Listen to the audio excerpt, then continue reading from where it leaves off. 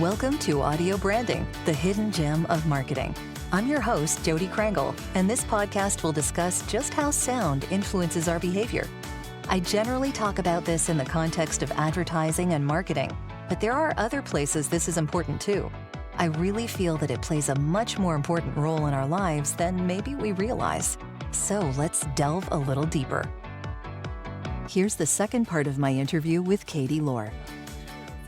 I have often wondered if there would be a way for a podcast hosting service to be able to bypass the intro if someone wanted to.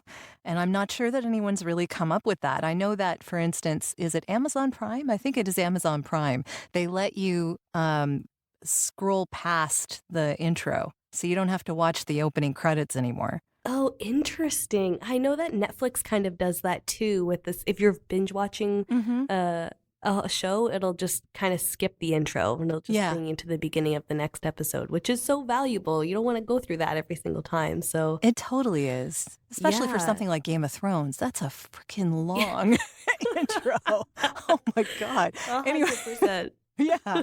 But yeah, I'm just waiting for some podcast brilliant host to come up with the idea. Like you upload your intro and your outro separately. And yeah. I mean, some of the intros that I know of that I don't skip through are fun to listen to. So I have a friend of mine have a podcast called Somebody Date Us. And they made a really catchy jingle for their podcast. And every single time, like I listen to it all the way through because it's only probably like 15 to 20 seconds long. And it's just like, it's catchy. It sticks in your head after the podcast. And it's really funny. So they've got a good one. And then there's another one that I listen to that kind of has an old timey kind of ragtime intro. And my partner and I listen to it in our car ride on the way to work. And there's always like a break in the music and we just yell, "Hey," at the same time. So like, it's just like a really funny moment. So like some of them are really good, but you don't really have to have one if it's not necessary. Well, no, but it's great audio branding, especially if people are actually listening. Exactly. Yeah. And like it's come to the point with this one that my partner and I listen to where I've wanted to capture us doing this and like sending it off to them to watch. Cause I don't know if anybody else is yelling, "Hey," at the same moment. And I'm kind of I'm sure they'd get a kick out of it. So I'm like, other people, there must be other listeners who are doing the same thing. So it's really funny. And that's like a great way that they've branded their podcast. But it's funny because the beginning of it doesn't really have to do with their podcast in general. Like it's sort of just a random, it's like, "Welcome to this podcast with this person and this person." And that's all it is. So they don't really need it. But at this point, we've all gotten used to it. We know to expect it every single time. So it's nice when you hear it. I bet if they didn't add it in, we'd kind of be like, whoa, like Rogue One not adding in the opening crawl. Everyone was just kind of like, what's going on here with the Star Wars movie? You know, I never thought of it that way, but you're totally right. That's like, wow, they just missed it. Yeah. I guess technically because it's kind of a prequel to everything. Well, sort of. Yeah, I guess there is nothing to put at the beginning of it. Who knows? Yeah, I don't know. Wow. So when you come up with sound breaks, is that, again, like I know that in Alpaca My Bags, I noticed that you switch topics or thoughts. And when you do that, you sort of use a little musical audio sort of break in between. Was there a way that you came up with that? Did you make it yourself? Is it something you got from a library? I used Motion Array to get all of my music. So it's a subscription service. You pay, I think it's like $30 a month, and you have access to their entire library royalty free. But yeah, I got kind of the inspiration from Canada Land, actually. They have, throughout their episodes, they'll be talking on something pretty heavy and you're absorbing all this information. And then they take a break and there's like a little, like a, and then like, that's it. And then it goes on to the next one, goes on to the next topic. So, I was like, oh man, that's a really great way to, transition, because in our podcast, oftentimes there's a lot of information that we have to absorb, and there's a lot of information that's sort of heavy on the heart sometimes too. So I want our listeners to be able to take a break mentally and really like kind of chill out for a second, absorb and realize what they all just heard, and then move into the next part of that conversation. So that's kind of where I got that inspiration for and why I do that. But the funny thing about that is recently we had a listener reach out to us who is based in Japan, and he said, those parts are really throwing me off and I can't figure out why. And I was like, what? No, like I've put a lot of thought into this. Like, no. And then he gets back to us and he said, no, the funny thing about that musical break is that in Japan, normally when there's a musical break like that and it ends and you move on to the next topic, in Japan, when the musical break ends abruptly, there's a joke coming. And there isn't a joke coming in your podcast. So it's kind of throwing me off. And I was like, no way. So I realized there's a lot more research that I need to be doing into, I guess, the way, if we want to have a global audience, we need to understand how people listen to things differently in different cultures. So that was really, really interesting for me to hear. And honestly, like, I don't really know how I'm going to approach it because I like the way that it sounds. So I have to think about that, but it was really interesting to hear that. Warn your Japanese audience? I don't know. I don't know. That's interesting, though. Yeah, I guess different cultures listen to things differently. They hear things that are, more contextual in their own culture. It's interesting, yeah. It's so strange. It's so funny that, you're so used to your own bubble and you don't really think about it often outside of that and how humor is different all over the world too. So yeah, it totally is. So when you are working on your own podcast or you're working on a podcast that you've been paid to produce, is there like a different mindset that you have to put yourself in? Are there different options that you go through? Are you maybe experimenting on your own stuff for the others? I definitely experiment a little bit more or much more with my own podcast. I kind of would call it like one is a passion project, and the other one is a learned passion. So passion project versus learned passion. So basically, no matter what I'm producing, I want to be passionate about the topic and the theme of the podcast. Like I said off the top, I want to make sure that everything that I produce has a purpose and means something to somebody. So for like my latest client, he's a personal development coach. I'm making a podcast for him. And what was interesting was that when he reached out to me, a lot of the things that he had said, struck a chord with me and I could relate to some of the things that he was passionate about. But personal development isn't my thing. So I'm not going to, go out here and pretend that I know everything about personal development and all the things, life coaching and recruiting and stuff like that. So it was something that I had to I knew that I was passionate about what his purpose is, which is to help people. So that I was fully on board with. So then I had to learn how he wants to help people and how he does that his way. So before I could even put together a proposal for him and what, we'd want his podcast to look like or sound like, I had to do a lot of research. So I had to, read his book in 3 days. I listened to a lot of other podcasts around personal development to see what they were doing and what I liked and what I didn't like about them. So I did a ton of research to make sure, okay, I already like what he's doing and this is how I can relate to it. And this is how I'd want to hear his conversation and his topics. So that's how I kind of approach it when it's a paid podcast. So I still take it from a personal level in a sense, because I don't think I honestly could make anything that I just don't like or I'm not into. It's just not in my nature. I honestly don't even think I could get it done. Like it would take me so long to do it. So I guess I'm kind of lucky in that sense now that I'm just getting started and I'm not, a full-time freelancer. This is something that I'm doing as a side project. If I was relying on this full-time, maybe I would be taking anything I could get. But for me, this is something that I just am so passionate about. So any projects that I'm taking on, it's something that, I want to really enjoy doing. Of course, So I kind of create, for somebody who's paying me, I want it to be something that I already can relate to in a sense, but I definitely have to learn what they're so passionate about and how that relates back to myself. Sure, yeah. Research is needed. Yeah, exactly. And that takes more time and more brain power. And it can, ultimately feel like work, but that's just the reality of it all. So it's exciting though, I'm learning something new. And that's what I love about making podcasts too, is that every time we record an episode of Alpaca My Bags, I've learned something completely new that I had no idea about. I've learned about somebody else's perspective on the world and how they experience it. And then, when I'm producing this other podcast, I'm learning about how I can feel confident in myself and just go out there and make those podcasts and that kind of thing. So, Sure, yeah. Yeah, I always enjoy learning something. So if that's what any podcast project is bringing to me to make for them, then I'm happy to do it. So there's definitely a difference. Erin is a much more chill person to deal with because we are friends.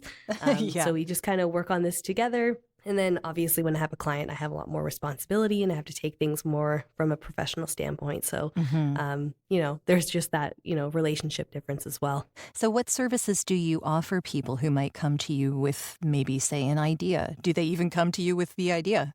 Yeah, it really, really varies. So the type of people that I can help with in podcasting is really like at any point of their podcast journey, I can help them. So, my recent client, they came to me with just said, listen, I want to make a podcast. Yeah. And that was basically it. I got to understand who he was as a person and, what his themes were. And then from there, I said, all right, I'll put together a proposal for you and a concept for the entire show, what each episode will look like. I did all the research for all that stuff. So, you can come to me square one. All I want to do is make a podcast and we can work something out. But I have another upcoming client who already has a podcast. She lost her producer, so she's just looking for somebody to take over the producing and editing gig and publishing it on her website. So that's something that I can do as well. So yeah, from a professionally trained standpoint, I can do recording and post-production editing. I can write episodes and format those episodes. And I can do podcast hosting coaching as well. I can teach people, best practices for recording into a mic and how to properly say all your words and that type of thing, and make, your editor's life easier too. Yes. So that's something that I kind of do every time we record with a new guest. I'm, always teaching them how to talk into a mic and if they slip up on their words and they want to start again, just think back to the very beginning of their thought and just try it from there again. So yeah, that's something that, I've been professionally trained to do.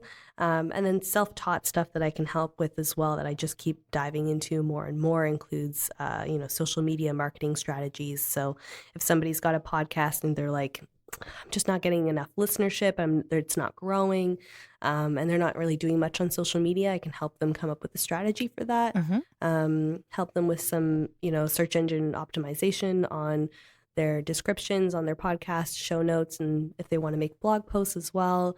And then just super basic graphic design if they need help with a new album artwork or something like that.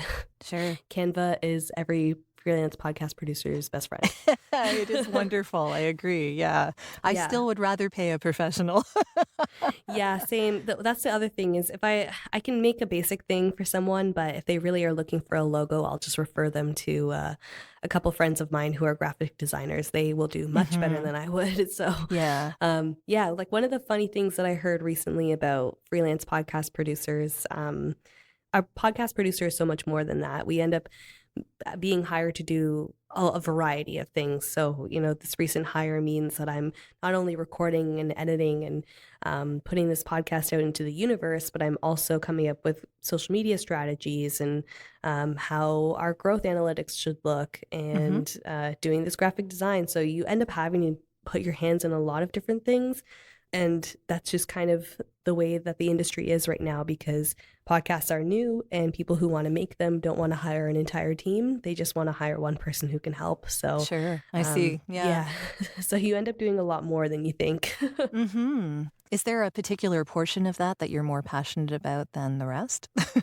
Oh, yeah, definitely. It's the podcast part. Okay, yeah. It's definitely the recording and editing part and the show development. Those are the things that I, feel like I excel at the most. and I have the most fun with. So with my podcast, Alpaca My Bags, Erin will do all the research and write up the whole episode, and then I'll do a run through it to make sure that it's something that, ears can absorb, because she's a blog writer and she's used to writing for people who are reading it.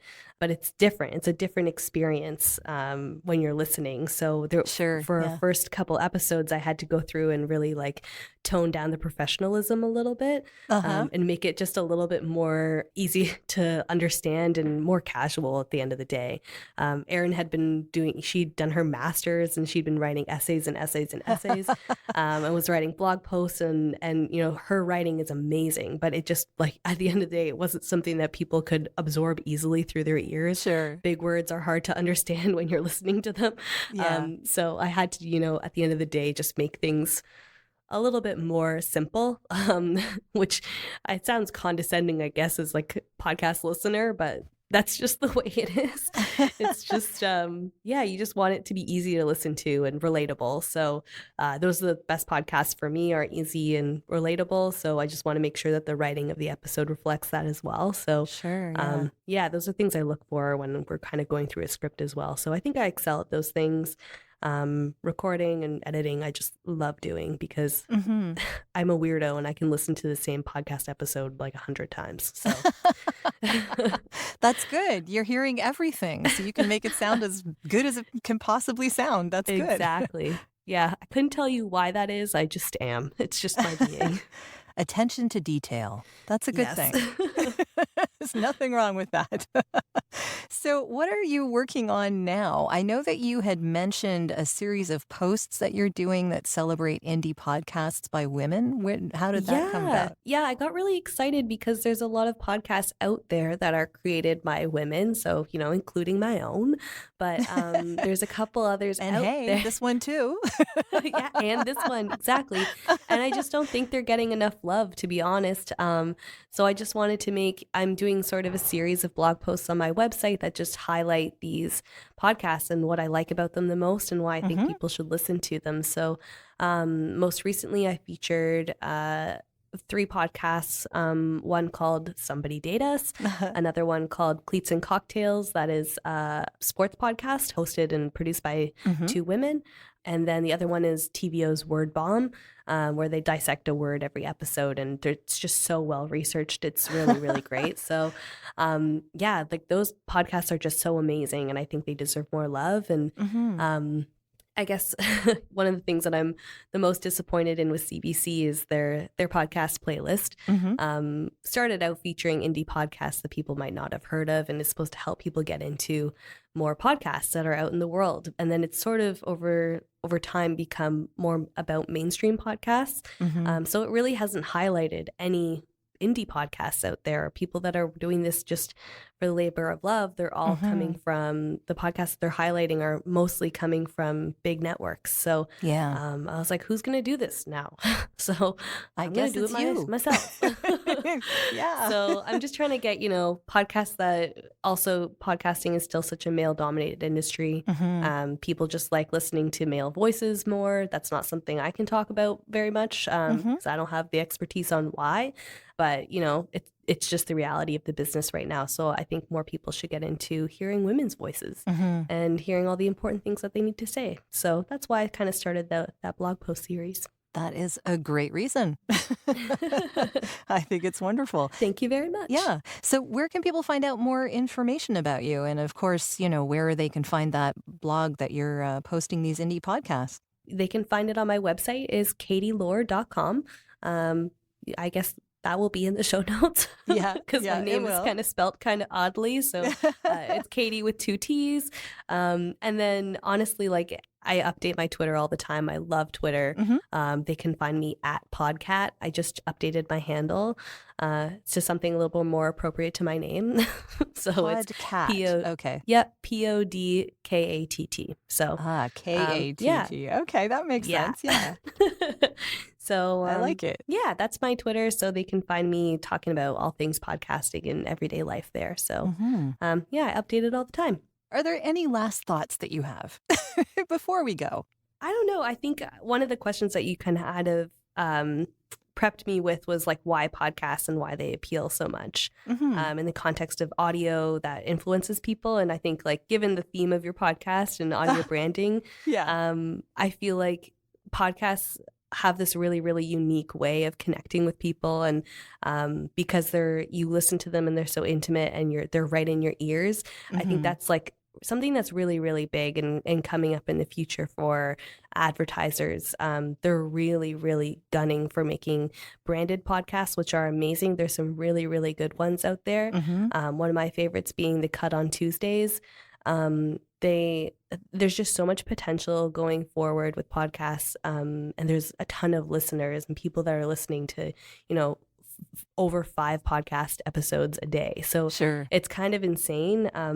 So I'm really excited to see what's happening going forward in the advertising industry, because people are sort of leaning away from radio ads and TV ads and kind of going into the future, which consists of podcast advertisements and branded podcasts. Like one of the coolest things about this is that because of that connection that listeners are building with their hosts, advertisers are kind of taking advantage of that, which I guess isn't cool in a sense, but it's just interesting watching that happen because there's all these studies out there saying that, ads that are read by hosts, the brand is considered much more trustworthy, and people are actually going out and buying those things. So it's sort of the influencer game of it all.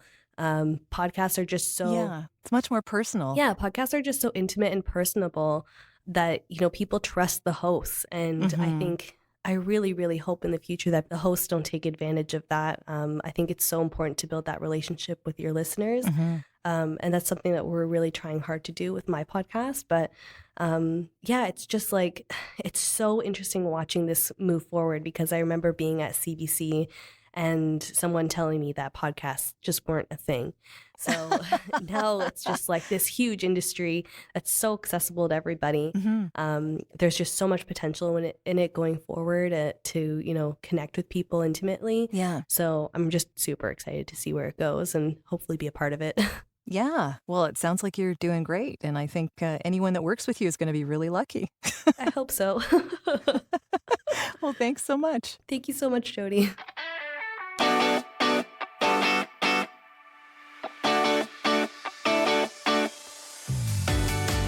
Well, that's the end of this episode. Thanks for listening. And if you like what you heard, please take a moment to give the podcast a review.